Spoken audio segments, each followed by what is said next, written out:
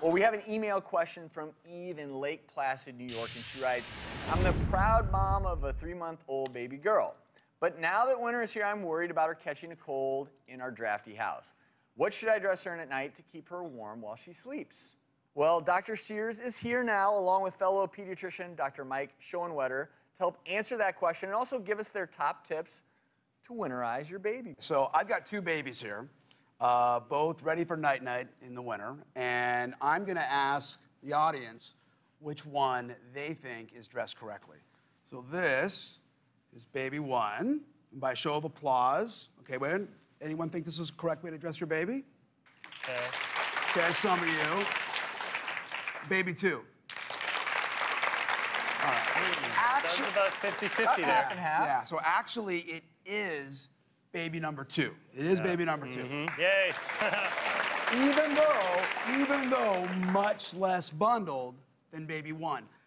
Parents really tend to overdress their babies at night for sleep, and that's a big no-no, especially if you have a newborn. Overheating at night is a risk factor for SIDS, sudden infant death syndrome, and really needs to be avoided. Babies should be lightly dressed for sleep, and the temperature of the room should be comfortable for an adult in light clothing. I mean, really, if you're wearing light pajamas, your baby just should not be in a parka. You know, there's a really good way. You can use your hand as a thermostat. So you can actually take your hand behind the back of the baby here on the nape of the neck, and if the baby's really hot, if it's damp with sweat, that is an overheated baby, and a layer of clothes probably needs to be removed. If it's a little bit... remove it. Okay, That there baby's you hot. go, there you go, there you go. Now, if the baby's cold back there, you might want to add a layer. What else, Dr. Sears? First off, did we mention these cords? Yeah, this Big is no-no? a big, really big Yeah. no-no here. These are potential strangling hazards and choking hazards and really need to be avoided. But they're so cute. They are cute. They are nice Not to look when they at. wrap They are around nice the to look baby's at. neck. They're not cute. Okay, next thing, germs. That's the big no-no for kids during the wintertime. And I wish they had this when my kids were young, but you know, you're out in the grocery store, everybody, you know, got a new baby, everybody wants to come up and say hi and touch, and this is a little sign says, please wash your hands before you touch mine. I love that. That Just a is little warning classic. to keep, you know, dirty hands away from the little baby. That's wonderful. Yeah. All right, what else? Oh, I got a car seat over here. So this is a really common mistake. What happens is parents will loosen the straps of the car seat way too much to accommodate for a bulky coat. And that's really important. You can loosen them a little bit, but what you don't want to do is really loosen them up, because what happens in a crash is this coat can compress.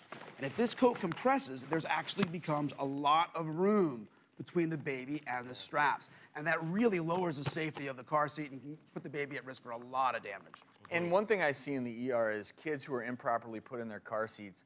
The car seat can be more dangerous than not if the straps aren't on there correctly. So I love that tip. You know, People one have thing to you think about may want to do, what's really recommended is take the bulky coat off, tighten down the straps, and then take the coat and tuck it in around the baby like a blanket over the straps. Much safer. Yeah, a big question parents have is, you know, wintertime, it's cold out, those little noses tend to get stuffy, all right? And they're too young for any of the decongestants or cold remedies. So I like to use a technique I call hose the nose. Are you ready? You get a little nasal saline, and you take your little baby, and you want to hold them nice and flat, maybe even with the head down a little bit so the drops go in. You take your dropper, and you only want to do one side at a time. You take just a few drops in there, let it soak in for 30 seconds to a minute or so, let that saline get into that mucus and really loosen it up. Then you take your nasal aspirator and suck it out, all right? But you only want to do one nostril at a time, because babies don't know how to breathe through their mouth. So if you fill both nostrils with saline, they're going to freak out. So you do one side, maybe a minute or two later, do the other side. You can do that a few times a day, and it actually is a natural decongestant.